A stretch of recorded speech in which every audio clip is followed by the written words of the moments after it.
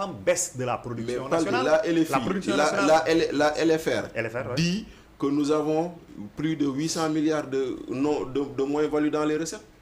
Kon nag débordement fiscal boobu noonu, inquisition fiscale boobu, harcèlement fiscal boobu noonu, ça n'a pas produit de résultat. Non, si. Ça n'a pas produit. Non, ça veut dire que ça c'est vu de manière superficielle. Non, pas du tout. Ce que je veux te dire, c'est-à-dire que cet harcèlement fiscal que tu appelles harcèlement fiscal a permis justement à résorber un gap qui aurait été beaucoup plus important s'il n'avait pas existé. Non. Si. Ah non, forcément, parce que mais quand tu arrêtes tous les chantiers de mais justement, le problème c'est pas l'harcèlement le problème, c'est parce que harcèlement day dugal ci gafa gi. Mais problème secteur yi nga bloqué yëpp doxatuñ productifatuñ, donc duñ générer des impôts. Et loolu moom mooy problème bi. Aujourd'hui, il faudrait que également dans ce sens que le gouvernement change de paradigme, que mu permettre au secteur privé. fàtte naa bi may wax lii important ñoom ci li ñuy wax. C'est l'économie endogène, parce que quand on parle d'économie endogène, effectivement on parle de secteur privé fort. Alors que aujourd'hui li ñu gis mooy dañuy nangu affaire yi, le cas de Azer bi mi ngi fi. C'est-à-dire que on exclut le secteur privé, les hommes d'affaires ñi nga xamante ne ñooy constituer le secteur privé aujourd'hui suñu leen téyewul ñi ngi def des va-et-vient à la DIC ou yooyu loolu, c'est-à-dire que ça pose un problème. Il y a un environnement à assainir. Ok. xam nga psychologiquement dañu war a libérer les énergies. Et loolu noonu nag dafa bokk ci li nga xamante ne dañ ko war a teg par des mesures concrètes. D'accord. Alors Momo yow laa jox jox parce que yow baykat nga xam naa ne mbay mi dina la. Momo maa gën bay de dina la intéressé non day bay moom mii donc daan na yor ay tool. xamul sax man daan naa bay de. xamul sax gerte bu gaaw ak gerte bu yéex. daan naa bay de ca ngin ngi neew.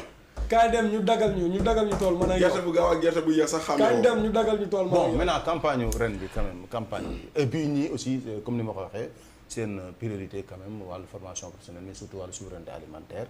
Alors seen première année bi est-ce que ak ni ñu doxalee li ñu dégagé ci budget pour campagne bi 120 milliards ak di doog a ñëw est-ce que ni nga gisee seen doxalin jàpp nga ne fi ñu jëm ak aussi seen projet bu ambitieux boobu ñuy tuddee les autoroutes de l'eau quand même mën nañu am yaakaar par rapport ak wàllu. waaw ci mbay mi de dëgg fa yàlla. oui ci mbay mi de gouvernement bi am naa ci yaakaar ci ñoom lool mbay mi. seulement nag ren li tax affaire bi échoué parce que nawet bi du seen nawet ça il faut le dire. mais kon oto yi ñuy dawal nii essence yi ñuy dawal nii. carburant bu ñuy utiliser nii kon du la ñu xaar ba deuxième année mais moom bàyyil caaxaan waay yéen. non premier ministre waxul loolu. non c'est pas le ministre de l'agriculture waxul loolu. non waxam la benn non ministre beneen bi. Fofana. déedéet Cheikh Tidiane Dièye. non Fofana Cheikh Tidiane nawet du seen nawet. mais c'est vrai que du seen nawet. waaw mais carburant ba mu demee Touba carburant ba mu demee Touba budget 2024 la wala budget 2025. non yooyu yëpp day sori. non damay laaj rek. nawet bi seen nawet budget bi seen budget la seen consommation la seen fonctionnement. non budget bi ñuy ñëw fekk nañ ñu utiliser les trois quarts. non. Le premier rapport budgétaire était à 22%. Le taux d'exécution budgétaire était à 22%. Du premier semestre, ça tourne autour de moins de 22%. Non, ay meew la. D'accord. Maintenant recettes yi ñu doon xaar nag bari na par exemple. don pour la première fois histoire du Sénégal depuis indépendance amuñu benn don au niveau de l'étranger. Mais bien sûr. On prévoyait de recevoir 47 milliards dans la loi de finances initiale. C'est le souverainisme. Malheureusement. réew daal bu ñu fexee ba xam nga mos naa ko wax fii nee naa leen Pastef gii su bëggoon tey ñu am ni ko Macky Sall waxee woon ba mu ñëw naan en 2017 dina fexe ba ñu am autosuffisance alimentaire. ñu ñëw mënuñoo am autosuffisance alimentaire bay tendre sax vers la sécurité alimentaire ak yow parce que li ñu war a investir ci mbay mi ak napp gi sax laay wax ak càmm gi c'est-à-dire dañ ko laisser de côté par exemple. Tey boo xoolee gerte gi par exemple ñu ngi wax ñu ci bari ñu ngi wax mais il n'y a pas que le gerte moom la ñuy bay au Sénégal. ñun par exemple suñu dëkk. waaw ñun suñu dëkk par exemple ñebbe ak dugub ak mboq na mu fa gën a mën a nangoo. munu gënu faa nangu gerte. day gis koo xamante ne dafay am ñetti tool dugub gerte ak mboq. gerte gi mën na xaw a kii mais li muy am ci dugub ak ci mboq. mais voilà waaw mën na combler lépp quoi moo tax ñu ci bari même bu ñu amul toolu gerte sax garaawul mais fokk ñu am toolu dugub. maintenant nag il faut ñu fexe ba ñi nga xamante ne ñoom ñooy baykat yi su nawet bi jàllee ñu mën a bay lu dul nawet c'est là où la pertinence de l'autoroute de l'eau boobu noonu mais autoroute de l'eau boobu noonu fan lay jaar ak ñan ñoo ciy am accès parce que tey ñi gën a non si canal du non lac de Guiers ñi gën a reculé par exemple man je pense revitalisation des vallées faciles canal du Cayor bañ ko dalee wax ñu ne xale la non c'est des projets repris. C'est des projets repris. non ñii nag moom non mais il faut ça constater une chose essentielle de leur vision. si ci bi jógee ci Mamadou Dia. c'est-à-dire que lu Sénégal commencé woon la c'est les coopératives. xoolal xam nga sax lu tax ma am yaakaar ci ñoom ci mbay. parce que Pastef en tant que entité politique. ci Sénégal xanaa mu am te fekk juddooguma moom rek laa fi gis mu def ay vacances agricoles ñëpp dem mbay ji et ça a été une réussite. non. candidat ñetti kilo kaaña loolu lay réussir. qu'est-ce que ça a augmenté? Je suis pas nihiliste. Qu'est-ce que ça a augmenté dans la production de ce pays là? ñetti kilo kaaña gis naa ñoo xam ne de populisme que leneen man gis naa ñoo xam ne fa lañ jaaree nekk ay baykat. waaw mais c'est pas ñetti kilo kaaña yooyu noonu moo def. non question la ñetti kilo ça n'a même pas augmenté la production. les DAC kii bi quoi les DAC Prodac par exemple Prodac les DAC lan moo gën a pertinent projet boobu noonu Prodac mais ci mise en œuvre bi ak ni ñu koy doxalee ak fi nga xamante ne foofu la am mais moom moo amul suivi ak liggéey bi nga xamante ne mais tey par exemple ñi nga xamante ne ñoom ñoo nekk suñu dëkk je prends cet exemple là buñ bayee ba bay bi ba mbay mi jeex xale yi les jeunes dañuy dem nawetaani ñii dañuy ñëw Dakar pour jaay nooraani ñii dañuy ñëw Dakar pour jaay def marchand ambulant ñeneen ñi dañuy dem ci dans le Cayor di napp est-ce que comprendre mais ñooñu tey boo fexee ba seen tool yooyu nga xamante ne tool bi nawet la waa léegi nawet bi jeex na nga fexe ñu am espace ñu am ndox mais mën nañu bay naka lay joxee ñooñu ndox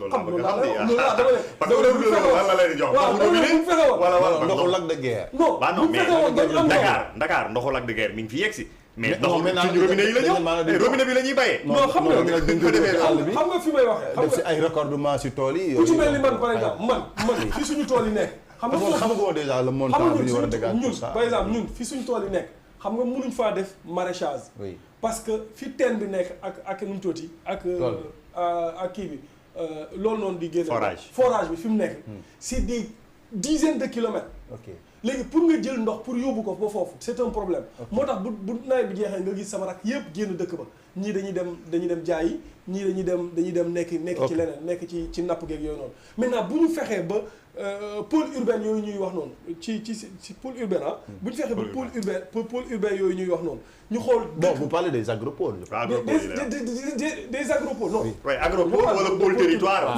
pôle territoire yi ñuy wax xam naa di parler pôle territoire yi ñuy wax noonu bu ñu fexee ba xool ñu ne Dakar voilà ñu ni Kaolack par exemple bay moo fi gën a dox maintenant nan la ñuy def ba créer fi ay usines de transformation ñu nga xamante ne ñu ngi bay gerte gi ñu mën ko transformer ñi nga xamante ni ñu ngi bay dugub bi ñu mën ko transformer gerte gi lépp njëriñ la ba ci xottu bii nii xottu gerte gi gars yi dañ koy jënd sac bi 3000 lay jar xaw ma 3500 voilà dañ koy jënd waxuma tax transformation bi mais ñi koy def seen baaru xar yi rek 3000 mais ngooñ li muy apporter sur le plan économique c'est pas les gens n'en parlent pas dañ ciy defar saabu dañ ciy defar saabu dañ ciy defar ràkkal dañ ciy defar ay yeneen ak yeneen aliment bétail ak yooyu noonu donc moi je pense mën nañ ci defar sax énergie hein exactement moi je pense que xolitu gerte yi waaw xolitu gerte yi bu ñu gën a investir ci mbay mi ba pare former ces jeunes là jeunes yi li ngi leen di former c'est-à-dire te école de formation yu bari xam nga yaa ngi doon wax lu pertinent bi ñuy dem Koumbal nga ne par exemple soo ñëwee état bu ñëwee mu jël benn chef de garage par exemple ki la doon defal sa oto bi xale bu ndaw la il n'a même pas 18 ans mais xale boobu noonu tey boo ko jëlee par exemple nga fexe accompagner garage bi nga xamante ni foofu la nekk le chef de garage nga accompagner ko nuy partenariat ak moom jox ko financement. ça c'est du kii Diaw Mame Boye Diaw moom moo doon wax genre affaire yooyu. yaa ngi dégg voilà boo fexee mu nga jox ko financement mu recruter ay jeunes y a beaucoup de jeunes yuy taxawaale yoo xam ne. la formation dañ leen di fay quoi. am na ñoo xam ne mënuñu dem si école de formation. exactement mais boo leen fekkee si garage yi. formation de garage voilà maintenant xool naka la ñuy fexe ba ñu formaliser ko. mais problème suñu état yi nag ñoom bu ñu lay wax formation professionnelle formation ay université yi la tabax ay université yóbbu ay ndaw léegi boo leen formé ñoom ñëpp ba ñu am qualification ba pare fan nga leen di dugal fan la moom li nga wax yëpp problématique yi nga wax ni yëpp c'est intéressant yooyu yëpp nit ñi wax nañ ko d'accord nañ ci mais xam nga aujourd'hui xam nga la mooy problème la mobilisation de l'investissement c'est-à-dire que loolu mooy problème bi investissement moom ñaar investissement boo xamante ne national loolu épargne publique moo koy def. Or quand il n'y a pas d'économie qui marche quand il n'y a pas de création de richesse mënul am épargne publique nationale bu doy bu doy pour financer parce que ñoom seen vision 2000 séquence 2024 2025 2029 loolu mooy seen problème bi njëkk leneen li ci des la mobilisation de l'investissement étranger mais moo ñu dugal ci cycle bi ñu nekk et ñoom wax nañ ni gëmuñ loolu dëgg et léegi nag le problème qu'il y a si lu may dolli ci lu ngay wax on fait de la dette pour payer de la dette. le problème qu'il y a donc fi mu ne nii problématique bi gën am lu may wax lu am solo par exemple daf ne gis na lu ñuy tudd par exemple les diaspora bons yoo xam ne pour combler mais idée bi baax na mais avec man de semaine passée xam nga wax nañ au Burkina je crois que la diaspora ou non les nationaux les burkinabés en règle générale financé nañ par ce même mécanisme 2 usines. ok mais doo ko yemale diaspora parce que la diaspora nag nit ñi li ñu xamul mooy la diaspora li muy indi fii l'essentiel c'est de la consommation. C'est de la consommation. man dafa am gis nga lu Abdoul Mbaye wax ni semaine passée j'ai pas voulu me prononcer là-dessus ba may wax suñu mel dama ne c'est une belle idée mais j'attends de voir comment ça va se faire. Diaspora bonne. Mais aujourd'hui par rapport au financement endogène. Il y a un gros risque qu'il faut faire sur lequel il faut faire attention xam nga mooy lan. Les banques aujourd'hui seen épargne c'est pour lebal à des particuliers. Pal di dafay am soxla. Pape Demba am soxla keneen am soxla dem banque lebal la mais bu état taxawee particulier taxaw. banque état lay jox. Parce que wóor na ko ni la solvabilité de l'état mais bu boobaa tu risques de ruiner l'activité économique. loolu moo waraloon la BCEAO naan. sauf que nos banques sont hyper liquides. waa xaaral loolu moo tax mais maintenant après il faut changer les règles de la BCEAO. Parce que la règle de la BCEAO moo leen di obliger à garder un certain niveau de liquidité. Maintenant léegi nag bu boobaa c'est là où la BCEAO disait il faut aller sur le marché financier. Il faut aller vers l'emprunt. Pour financer le développement de nos États. Et laisser les banques financer le développement de nos privés. Donc xam nga fa mu noonu moo tax quelque part aussi quand on parle de développement endogène, de mobilisation du capital, disons. De l'épargne nationale. De l'épargne nationale. nañu bàyyi xel ci loolu. loolu mooy benn. beneen bi. diaspora bond boobu noonu. effectivement gars ñi fu ñu nekk ci bitim réew. parce que lu ñuy wax ñoom quel est l'objectif qu'on vise dans le diaspora bond. c'est de dire qu'on va utiliser ça pour se prémunir du taux de change. ñoom loolu lañ joxe comme élément ça peut nous permettre de nous prémunir du taux de change. Mais yow mi nekk États-Unis ñu ne état du Sénégal soxla na 100 milliards. yow tu es en mesure de donner 10 millions. Mais les 10 millions que tu donnes là. C'est 10 millions que tu sors en dollars. Pour les transformer en CFA. bu fekkente ne ëllëg dollar bi dafa wàcc xam nga kon tu n'auras pas le même montant. Mais qui va supporter ce risque de change là? Tu crois que les Sénégalais vont accepter tu crois que les Sénégalais vont accepter de donner à l'État 1 pour recevoir en retour 0,8 ou 0,9? waaw kon nag attention moo tax nag quelque part dire se prémunir du risque de taux d'échange c'est très difficile à réaliser. Parce que bon waa ji di joxe fu mu nekk moom il ne voudra pas perdre. Il ne voudra pas perdre, il faut comprendre ça. Moo tax quelque part j'attends de voir. Est-ce que c'est ak waa diaspora bi actuellement mais bon am na ay mécanismes situation économique am na c'est gérable cette question. C'est vrai que jar na bàyyi xel mais c'est gérable. On doit voir nag la nga defee d'où l'importance de la déclaration de politique générale. Alors maintenant non da nga mun tooy. s'il vous plaît dañuy jeexal en 1814. dañuy jeexal maintenant Pape Demba gis naa quand même le ministre de l'agriculture bokk na ci li ëpp lu muy wax mooy aujourd'hui il faut que le secteur privé national wala en tout cas les hommes d'affaires ñëw investir dans l'agriculture parce que on a comme l'impression quand même au Sénégal nit ñi seen xaalis bi ñu am yëpp bâtiment rek parce que moo gën a rentable amul pertement. Alors est-ce que aujourd'hui dina yomb ak situation baykat yi déjà boo tuddee suuf ñu ne sama suufu maam la jël xaalis dugal ko si bay dafa jafe est-ce que dina yomb ñu mën a réussir cette souveraineté alimentaire là en se basant sur quand même nos hommes d'affaires en tout cas le secteur privé national. waaw déjà xam nga pour am souveraineté alimentaire.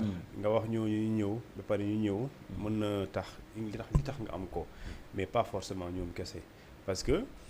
Ces hommes d'affaires là booy xool par rapport à la population bi bay du mën na leen milliers de fois ñi nga xamante ñoo nekk ci zone yi nga xamante ni mën nañ ci bay tey li ëpp solo ce n'est pas d'inviter ces industriels wala ces investisseurs sénégalais pour ñu ñëw envahir lu ñu tuddee bay da ngay fexe ba ñii di baykat yi parce qu'il y a pas que ñooñu baykat yi nga fexe ba ñoom ñu am lu ñu tuddee autonomie mooy tey Thioune dafa décider bay